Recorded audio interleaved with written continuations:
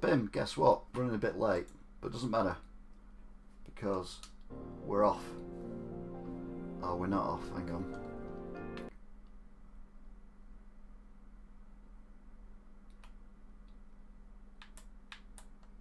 The new variant.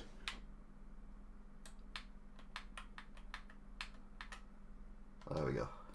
So we're running a little bit late. Technical issues, don't worry about it. I'm over it. Good afternoon. Get the reaction. Thanks for joining us.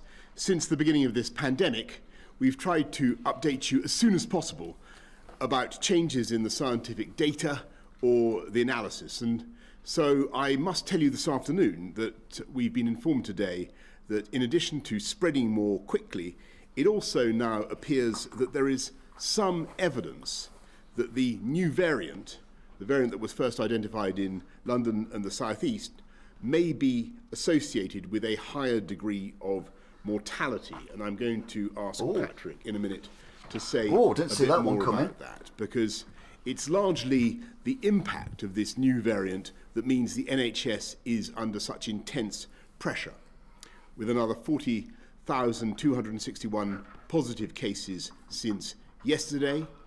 We have 38,562 COVID patients now in hospital. That's 78% higher than the there's first no peak chat today either. Don't worry about it. In April. And tragically, there have been a further 1,401 deaths. So it's more important than ever that we all remain vigilant in following the rules and that we stay at home, protect the NHS, and thereby save lives. But I also want to answer a key question that I know will be uppermost in your minds. All current evidence continues to show that both the vaccines we're currently using remain effective both against the old variant and this new variant. And so you'll also want to know that our immunisation programme continues at an unprecedented rate. 5.4 million people across the UK have now received their first dose of the vaccine, and over the last 24 hours we can report a record 400,000 vaccinations. In England, 1 in 10 of all adults have received their first dose, including 71% of over 80s and 2/3 of elderly care home residents. Having secured orders for hundreds of millions of doses, the UK government has supplied vaccines to the devolved administrations according to population size. First doses have been administered now to 151,000 people in Northern Ireland, 358,000 in Scotland, and 212,000 in Wales.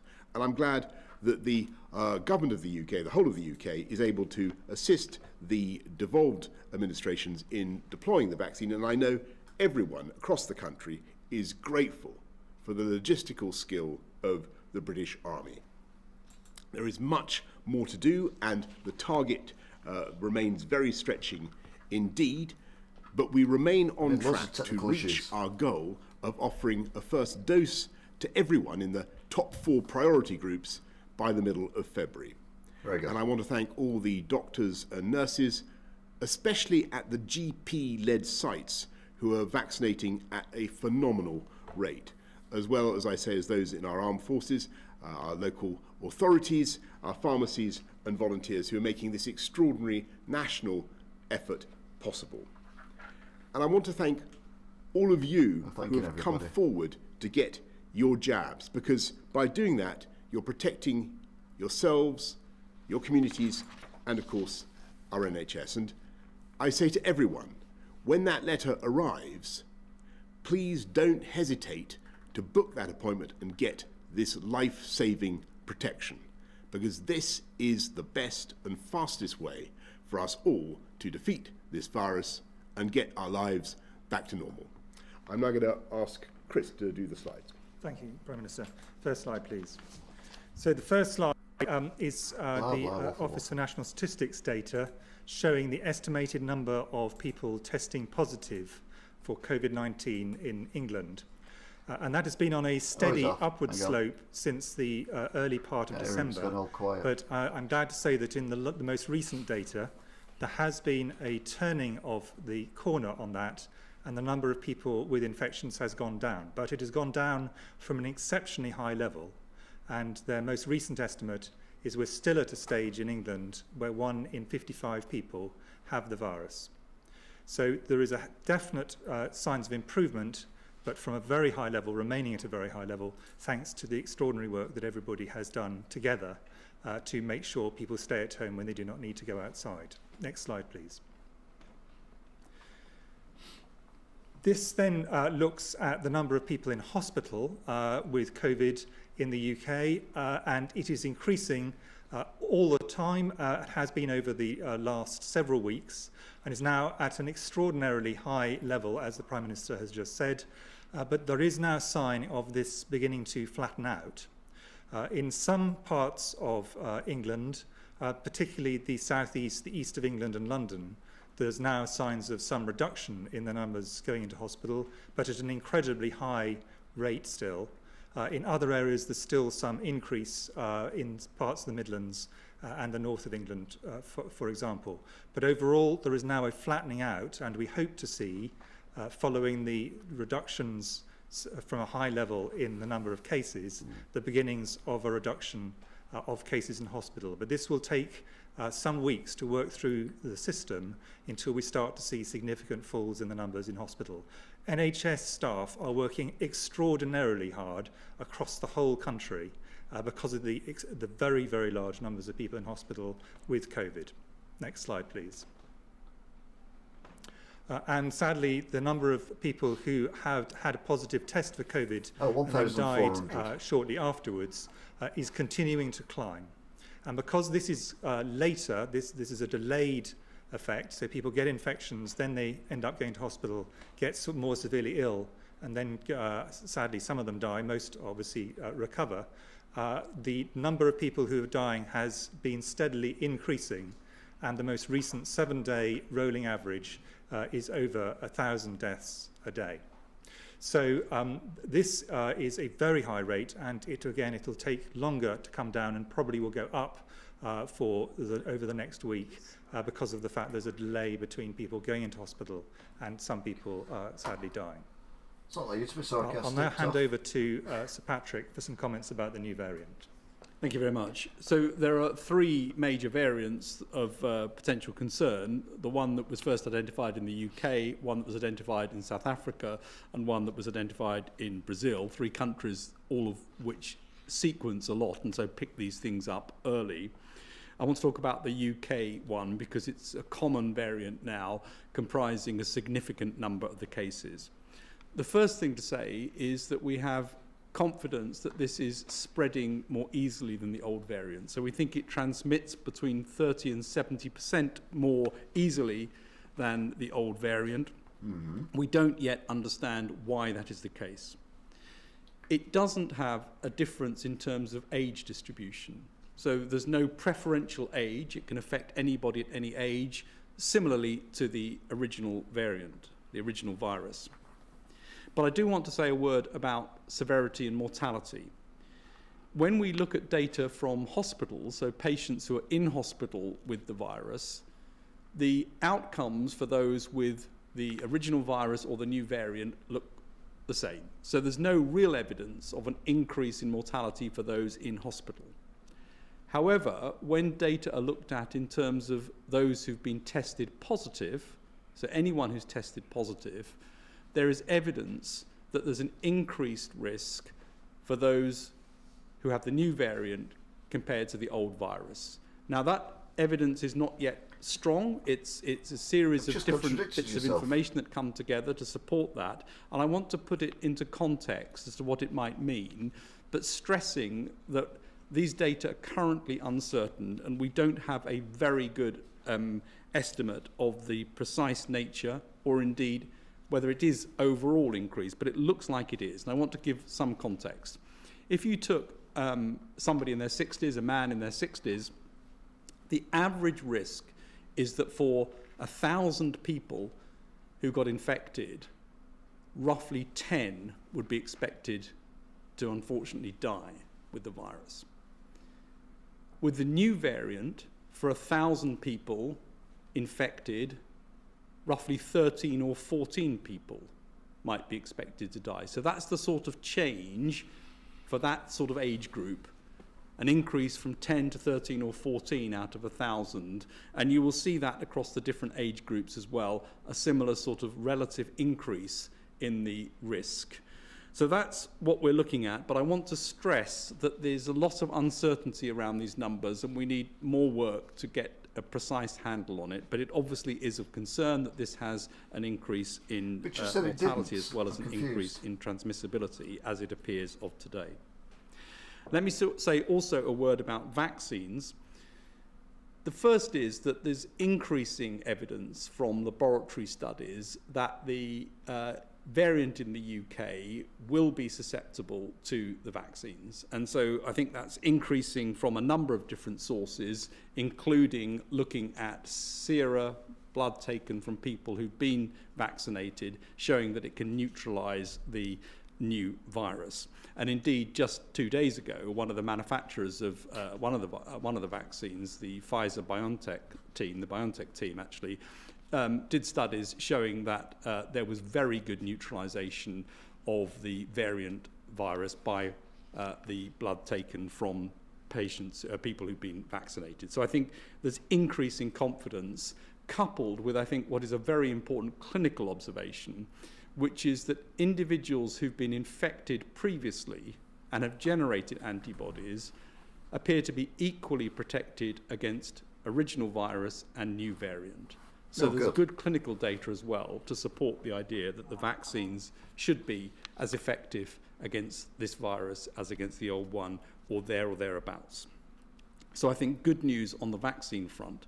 And then finally, a word just about the South African and Brazilian. I'm going to say they're the ones that people are worrying about. We know less about how much more transmissible they are. We are more concerned that they have certain features which means they might be less susceptible to vaccines. We will see a lot of information coming out from different laboratories. It's very difficult to compare between laboratories on this data, and we need to get more clinical information to understand how much of an effect, if any, there is on the vaccine. But they are definitely of more concern than the one in the UK at the moment, and we need to keep looking at it and studying this very carefully, which is what's going on in laboratories across the world at the moment. Thanks very much, Patrick, and thank you, Chris. Let's go to Tracy in Lanarkshire Wells. We were initially told that we would need 2 vaccinations against COVID-19 3 weeks apart. The first giving approximately 50% protection, then rising to 95% after the second dose. However, the 2 vaccinations are now up to 12 weeks apart. Will this reduce the levels of protection from either dose, and if so, by what percentage? Well, thank you very much, Tracy. A very important question. I know that Jonathan Van Dam was asked that a few weeks ago, but Chris, why don't you take that? Okay, thank you, Prime Minister. The thing with the 2 vaccines, so the first thing is we are absolutely clear that everybody needs 2 vaccinations. The first gives the great majority, as far as we can see, of the initial protection, but the second vaccine increases that and probably makes it longer lasting as well. So we are still very much committed to 2 vaccinations. The reason for extending the course of the vaccination is primarily to double the number of people who can get vaccinated. And so it is a public health decision. And the reason for that we think that this is a reasonable thing to do is that because our major limitation is the number of vaccinations we actually have to give. It's not our ability to vaccinate, it's the number of vaccines we have to give. If you vaccinate everybody twice in quick succession, half the number of people will be able to be vaccinated over the next short to medium term, the next several weeks to makes sense what he's on 3 about. months period. And also I'm thinking so by the reason extending why, one of the reasons why that the what we're infection allowing rate is is coming many down more people is to be because vaccinated they're not much more doing as quickly, many and tests, then they will get their second vaccine, because they're more but they will interested do now so in vaccinating with many people more people rather than vaccinated. testing So people. that's the broad reason. So By a at least that's where process I'm of at with relatively this. simple maths, you can think that if a vaccine is more than 50% effective, If you double the number of people who are vaccinated over this very, very risky period when there's a lot of virus circulating and likely to be that, you're overall going to get some substantial benefit. Now, the question you asked is about, will the person who's been vaccinated once have the same protection as someone who's vaccinated twice? And the answer is slightly different, probably, between the two vaccines that we currently have deployed in the UK, the Pfizer-BioNTech vaccine and the Oxford AZ vaccine. But in both cases, we think that the great majority of the protection is given by the first vaccine, and the second one is going to top that up and to extend it over time. But we do actually have confidence that there will be a loss of protection after the first vaccination. Now, of course, we'll keep that under review as new data comes in, but there are several lines of data that make us think it is likely that once you get protection initially, it lasts for a reasonable period of time, including people who've had the natural infection, where they seem to have protection for many months, certainly up to 5 months in the majority of cases. And it also looks as if that's the case with several different vaccine types which have been tried with one vaccine and then a later dose later on. And they all have the same, essentially the same active component, what's called the spike protein, and they seem to work. So that is the reason why we think it is likely that this is a reasonable thing to do. I get quite a lot of emails giving me advice from members of the public and members of the medical profession. In general, people who've been vaccinated tend to say, why can't I have my vaccine more quickly? And people who've not been vaccinated say, why can't I have my first vaccine? And those are both reasonable positions that people are taking. But the reality is that by doing this longer interval, many more people, essentially in the medium term, twice as many people, will get a first vaccine which provides the majority of the protection, and that is the reason we're doing it. It's like the internet's knackered everywhere, isn't it? The signing guys. Thank you very much. Let's go to Sally in Oxfordshire. Sally from Oxfordshire asks, are those of us who have had the vaccine now allowed to mix together with others who have been vaccinated? And again, I think I'd probably better defer to Chris and Patrick on that. Chris. Several things to say. The first one is even with a very effective vaccine, and the two vaccines we currently have are very effective, there is a period of time straight after the vaccine where there is no effect. You don't expect to see with these vaccines, and you don't see in the clinical trials of any of the vaccines, an effect for 2 or 3 weeks after the first vaccine. So the first thing is you have virtually no protection initially, and then that protection will steadily increase from 2 to 3 weeks onwards, and probably continues to increase over time. But that protection will not be complete. And even with 2 vaccines, it won't be complete. It's probably a bit less with the first vaccine. And at the moment, a very large proportion of the people you might come into contact with could well have the virus. You saw the data right at the beginning, and what they showed is that at this point in time, across England as a whole, on average, 1 in 55 people have got the virus, and in places like London, where there's a lot, it drops to maybe 1 in 35. So the risk is, if you have the vaccine, you still have some residual risk, and the person you're meeting is probably not vaccinated, and there's a high chance they have the virus. So we need to do 3 things. Vaccinate people who are at risk, as we are, and get them their second dose. We need to vaccinate the rest of the population so that the person they come into contact with is vaccinated, and we need to get the rates, above all, the rates of the virus right down. And that's what everybody is doing by staying at home, only going out for essential things like exercise, work, and essential shopping. That is what is happening. It's essential shopping, right click down, and collect. so that if you do go out and you've had the vaccine, ideally the second vaccine, you'll meet people who have been vaccinated because there's more vaccine and the rates are much, much lower, so your chance of meeting someone with the vaccine improves. So over time, the answer will be yes, but at this point in time, the answer would be no. We think you should still be very cautious, and like everybody else, you should be staying at home and not going out except when you need to for exercise, essential things, or work. Patrick, do you want to add thing to add to that, which is that the vaccines are very effective at protecting severe disease and symptomatic disease. We still don't know exactly how effective they are at stopping you from catching the virus or passing the virus on. So it's very important for people who are vaccinated, even if they're after 2 or 3 weeks, not to assume that they can't catch it and pass it on to somebody else. And that's why it's important that we all stick to the rules at the moment. until the rates come right down and it's possible to release some of the measures. Thanks very much, Sally. Let's go to Hugh Pym from the BBC. Oh, hey, you. Thank you, Prime Minister. In the light of the new information, do you expect the daily reported death toll to carry on rising for longer than you'd first thought and then fall more slowly? And on a different subject, what do you make of reports from Israel that the first dose of the Pfizer vaccine may not be as effective as first thought? Well, Hugh, I mean, I'll have a stab at the first, in the sense that we think, looking at the numbers of infections that we've sadly seen as a result of the new variant, that big surge that the country saw. Salt could have been sold in the Christmas period and afterwards, and which is sadly still going on as a result of the new variant. The death numbers will continue to be high. I wouldn't really, at least for a little while to come. I wouldn't want to go further than that. But I think probably you should hear from Chris and Patrick on that, and certainly on the point about the efficacy of the first Pfizer dose. I think that message needs to be heard loud and clear from Chris and Patrick. I'll answer the first one. Patrick might want to come on to the data from Israel. On the first one, the shape of when mortality occurs, which is your point about when is it going to occur, that's driven by the rate of increase, and now thanks to what everyone is doing, the rate of decrease having a wedding with of the virus over time. There. That's going to be slow from a very high base, and it's delayed.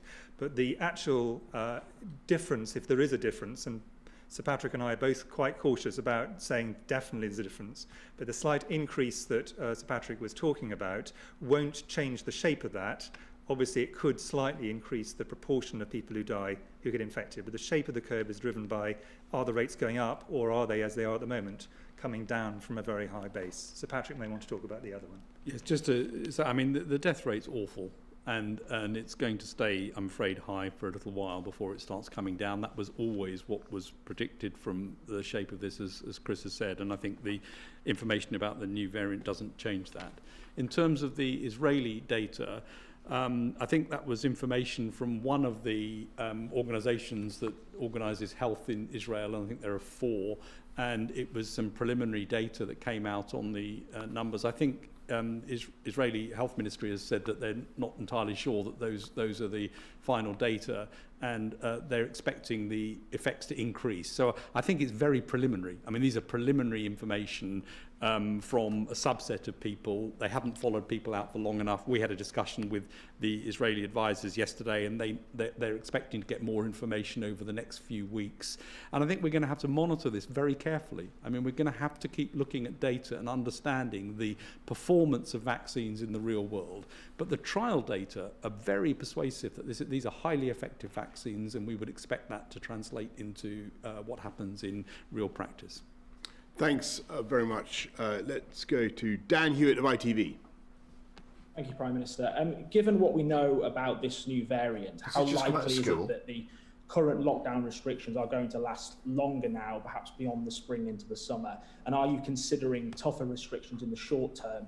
And a question, if I may, to Sir Patrick Vallance. How much of the South African variant do you estimate is already here? And how likely is it that a strain similar to the South African or the Brazilian variant developing here? Dan, we think this is the right package of measures to deal with the new variant, and we don't want to change them. What we want is to see people enforcing them and to see people obeying them, and that's the crucial thing. It's more important than anything, any new piece of law that government produces is public willingness to comply. And I think we are seeing some signs of flattening in the data. We're seeing some areas, so we are 2 London weeks and in, the southeast, day where 16 of numbers lockdown proper of infections are coming down. That's very encouraging. We're seeing perhaps a stabilising of hospital admissions, but the rates are still very high. And so when you think about unlocking, we really can't begin to consider unlocking until we're confident that the vaccination programme is working, until we're confident that we don't have new variants or changes in the medical in our understanding of what the I didn't virus, agree with, and I might said at affect the our time, populations. was the fact that I at think one most important point you thing were is allowed that to do what you you've got to want be in for a 5 position days where over the rate Christmas. of infection As it happened, it was is not one day, and look where still we are so now. high. There shouldn't It's have been very any high days right we were now. allowed to do anything we wanted over So Christmas. as to, you know, we so didn't do it for unlocking the just to Jews, we lead didn't do it to for the another Muslims, big we didn't do it for the rebound. I think Hindus, that we would didn't do be, it for other religions the wrong thing, who the had wrong way to, important to events in approach it. their So we've got to get religious those rates calendar. of So in a way, it was infection racist down in the as well. fact that it It's- allowed it's not just a the question Christians to do it. And let's be honest, how many of us go to church? How many of us sing carols? Whilst You know, rates of it's just infection are so very get the high. family around, And get that's drunk obviously kind of something thing, we're give the thinking kids about. That's why, presents. It's not obeying religious, it this wasn't current essential. lockdown, And making now it look where work. we are. As I say, the signs are that it is beginning to work. That's why that's so absolutely crucial to this effort. I think in terms of the numbers here, I think the latest data from PHE suggests that 44 have been, people have been detected with the South African variant. It may be a bit higher because of some uncertain results at the moment, but I think 71 is the upper limit of what they've found. There will be cases here. There'll be cases all over the world of these variants. The key thing is to identify, contact trace, and try and make sure that we contain. And clearly, the lockdown that we're currently in will have a large effect to keep this contained. But it's important to recognise that there's no evidence that the South African or Brazilian variants have transmission advantages over what is already here. So they wouldn't be expected to spread more quickly or take over. They may actually have less, we don't know. And so I don't think the fact that there are some cases here means this is going to take off and become the dominant variant. That's not what you would necessarily expect, because it doesn't have a transmission advantage, as far as we know, over the current UK situation. But it's obviously important that we restrict the entrance of more variants, and that we identify and contact trace those that are here. And Chris, whether you want to add anything to that? Well, I think the only thing to add is that the variant that we have here, the so-called B117 variant, is now spreading quite widely in other parts of the world, including, for example, in Israel, which Patrick talked about. So variants do move around, and you know, they've come from the UK and they come into the UK. That's, I'm afraid, the nature of these things. But Dan, just to go back on the point about, you know, when and under what circumstances you could conceivably consider beginning to relax, it remains our intention to look at where we are on the 15th. If we can get to that JCVI first 4 cohorts done, we will look at the state of the pandemic, look at what is happening, and make an assessment. And obviously, we're making assessments every day on where we are. But currently, the rate of infection is forbiddingly high, and I think we have to be realistic about that. Let's go to Sam Coates of Sky. Prime Minister, if the new dominant variant in this country is more dangerous than the first one, is it really right that there are more people out and about than during the first wave, and that the rules are more lax? Is there not more that you could be doing to keep people safe, like you did last year? To Sir Patrick, you said that this new variant of coronavirus spreads more easily, but you haven't concluded why. Do you have any early theories as to what's going on, any different competing possibilities? And to Professor Whitty, with infections now going down and the R number below 1, are we actually at, or even perhaps past, the peak of infections? Sam, we are enforcing the law very stringently with increasing toughness. You'll have seen what the Home Secretary, what Priddy had to say about fines. We will do it. We will enforce the law. We will make sure that people goes up to 800 quid from next week. Why did it just go up straight away? You're breaking the law. You're breaking the law. Mass transmission of the disease, or substantial transmission of the disease. But it depends on all of us. Depends on everybody watching, doing the right thing. Stop avoiding people doing click and transmission. collect. That would help. Far more powerful and far more We're all effective. stuck at home anyway. In stopping we order something online, which I have to do. Of this virus, obviously, than police I action get it delivered to the or house. new laws I don't go out and collect from the it government. from somewhere. And that's what it takes. The rules are very, very clear. Stay at home, and unless you have a very, very good reason for not staying at home. Protect the NHS and save lives. I think the people of this country really understand that. All the evidence is that they comply with the measures when it's necessary, and when we'll get it done. And as I said, there are signs that this is working, but it's going to need continued resolve and determination. In terms of the why it may be transmitting more readily, people are looking at this, in laboratories all over the world for all of these variants. I think one thing that we don't think is the cause is that people have a higher viral load and shed more virus. We don't think that's the case. It may be that it binds more solidly to the receptor for the virus and gets into cells more easily as a result of that. It may be it grows more readily in certain cell types. Those are things that people are looking at, and more information will come. But I think what we can conclude is there must be some mechanism by which it can actually, as I say, either bind or enter cells somehow. And in terms of the infection rate, if you took the country as a whole and just averaged it, overall the number of infections is broadly going down, but it's at a very, very high level, and it's extremely precarious. And I really want to stress this. A very small change and it could start taking off again from an extremely high base. And there are some areas of the country and some age groups in which it does not appear to be going down. For example, in people 20 to 30, the evidence is actually it may still be increasing in some parts of the country. So it is not solidly going down, and it is very, very high. So if it took off again, it would do so from a very high rate. That's in terms of infections. In terms of hospitalizations, which are delayed, because of course people get infected, they get ill, and then they go into hospital, again, for the country as a whole, it's broadly flat at the moment. Still going up in some parts, particularly in the northwest and parts of the Midlands, for example, going down in parts of the east of England, southeast and bits of London. But that peak is not yet definitely going down everywhere. And then deaths, which is the last thing, that is going to be delayed further. So I think the peak of deaths may well be still in the future. So that it depends which peak you're talking about, but I'm just going to go back to the first point. This is high, very high, and very precarious. And if people took this moment and said, right, that's it, it's over, we would get back into very deep trouble very fast. And the NHS is absolutely at the top of what it can manage. If that happened again, we would be in really, really deep trouble. Gordon Rayner, Telegraph. Thank you, Prime Minister. In a video posted online this afternoon, the Health Secretary told travel agents that the South African strain could be 50% more resistant to the vaccine than the original variant, and that allowing it into the country would take us back to square one. Is that correct? And does that affect the decision you're going to take soon about whether to close our borders to all foreign travellers?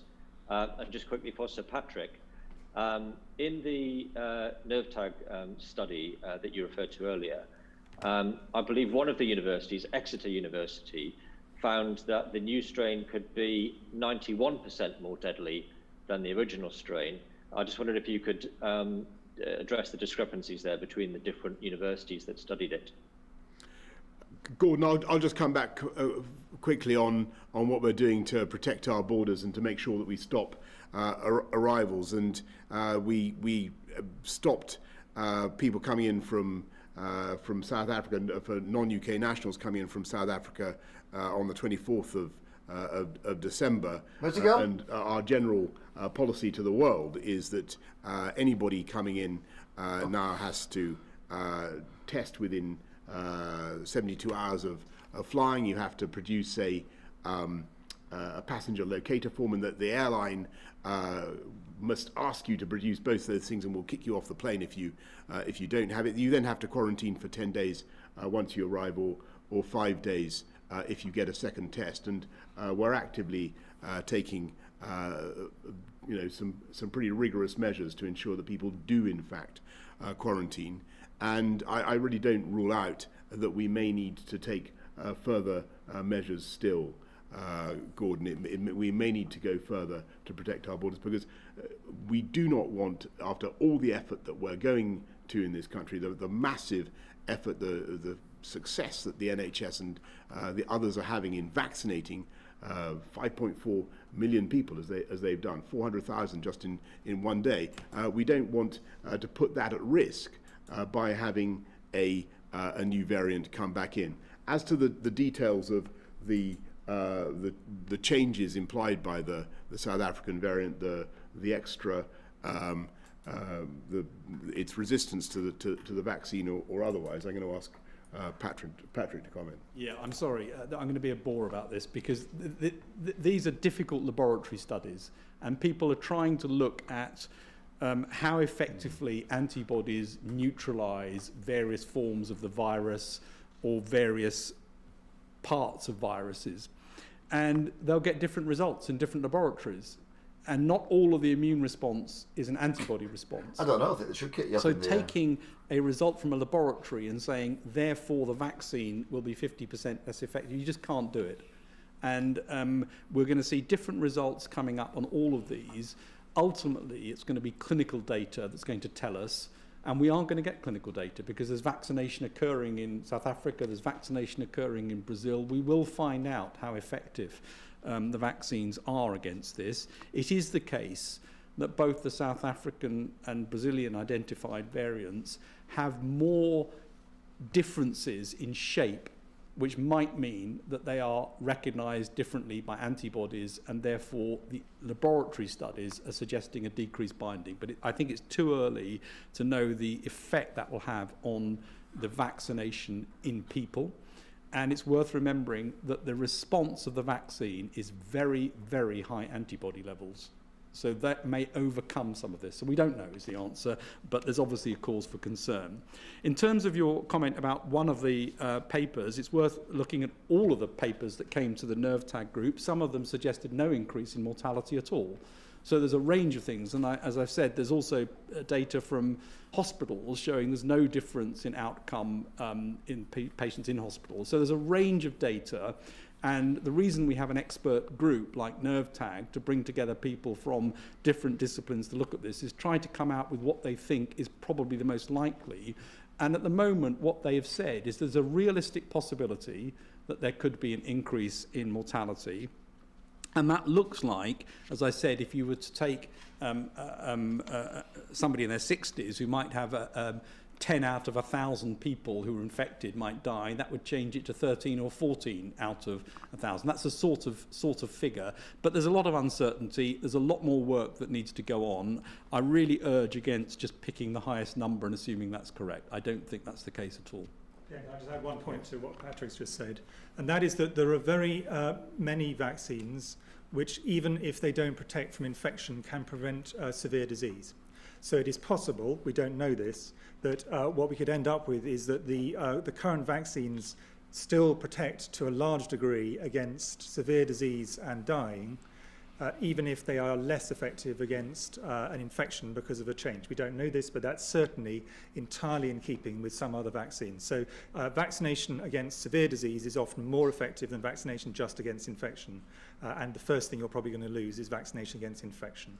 And the key thing is get these vaccines out there and measure, and assess what we're doing. Yeah. Thanks, Gordon. Thanks very much. Peter Walker, The Guardian. Thank you very much. Prime Minister, you've struck quite a cautious note, but at the same time, people are going to look at the vaccination figures. He's made an effort, well, you know, if we vaccinate all the vulnerable people quite soon, then life could return to normal by Easter, maybe a month or two after that.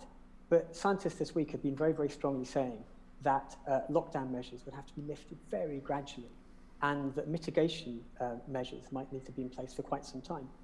Do you think the British public are ready for quite how long it could take? And for Sir Patrick or Professor Whitty, do you also agree that we could have mitigation measures in for quite a long time? Well, Peter, I think that we will have to live with coronavirus in one way or another for a long while to come. I think that it is an open question as to when and in what way we can start to relax any of the measures, and it depends entirely, as I said earlier on lots of different things. It depends on the vaccine rollout continuing to go well. It depends on there being no further discoveries about what new variants can do. It depends most of all on getting the overall incidence down to a level from which it can't just take off again in the way that we've seen it do before. We'll look at things continuously. We want to do everything we can to open up, but only safely, only cautiously, And I think that is, my view, that is overwhelmingly what the British public want. And I also think that British public and British business would much rather we opened safely and cautiously when it was right to do so, rather than opening up again and then being forced to close back down simply because the virus takes off again. And do you see what I mean? I think that is a far more sensible said that a while approach. ago. That doesn't mean I'm not optimistic From talking this pub, the rollout get all of the beer in, of the vaccine, and then shut again within 2 weeks, amazing costing pace more at which money it's than just happening, being the shut the whole change time. That could mean. But at this stage, you've really got to be very, very cautious indeed. And I should just add, by the way, that the first thing that we want to be able to reopen, if we can make any progress, will of course be schools, and that remains the priority. I don't think this virus is going anywhere. I mean, it's going to stay around, and therefore the answer is it's going to be around, I think, probably forever as a virus, but it will be controlled.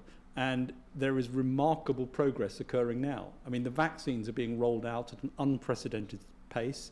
We've got more vaccines than we could ever have dreamt of a year ago. The idea that we've got many vaccines coming through the pipeline is incredibly important, including ones that we can alter as needs be.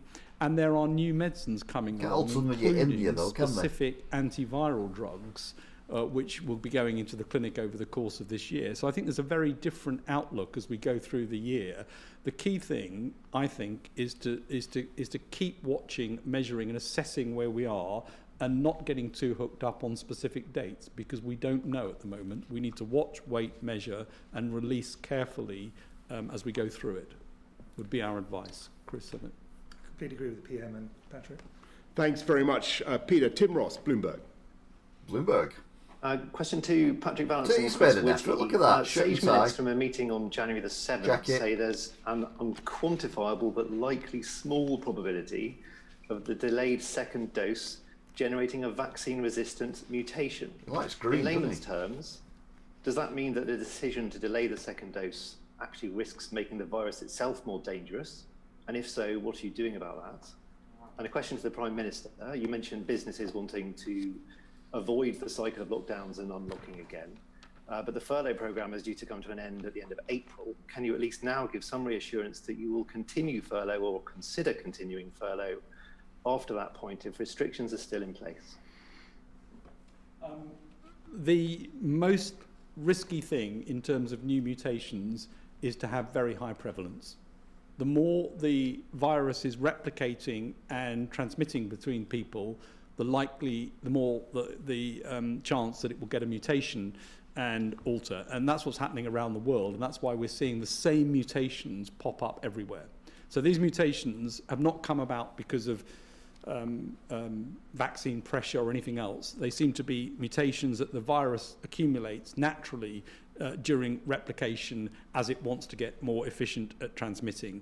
And so I think that's the biggest risk. And there's always some risk if you start to have partial immunity, but there's also a benefit, which is partial immunity can actually stop the infection quicker. And so I think that was a statement from the immunologists and an appropriately cautious one, but I don't think it's the biggest risk. And all of medicine is about balance of risk. And it is important we consider the risks on both sides, and we don't try and just only look at the positive sides of a course of action. We look at both sides. That's what Sage was doing. That's what we've tried to do in all the decisions we've taken. Our overall view was the balance of risk was firmly in favour at this stage of the epidemic in the UK of having many more people vaccinated, but that does mean the delay. But I think most people would agree that the risk that was identified, that particular risk, was a relatively much smaller risk than the risk of not having people vaccinated, which essentially was the alternative.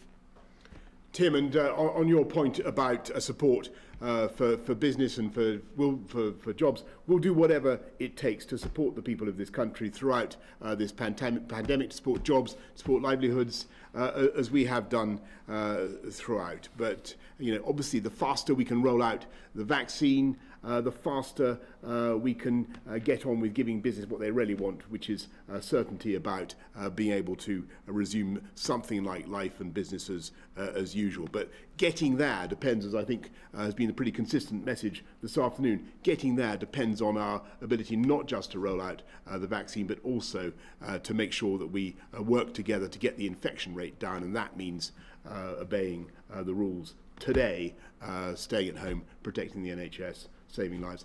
Thank you all very much. Thank you.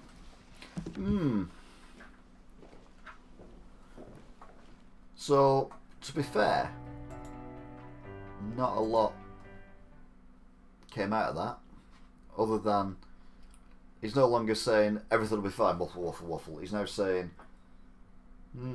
this might go on a bit longer than even we thought it would, which is not good. The rules are too lax, though. People are everywhere. You just stand and look at the end of the street and you see cars going up and down and you think it was, 2 years ago.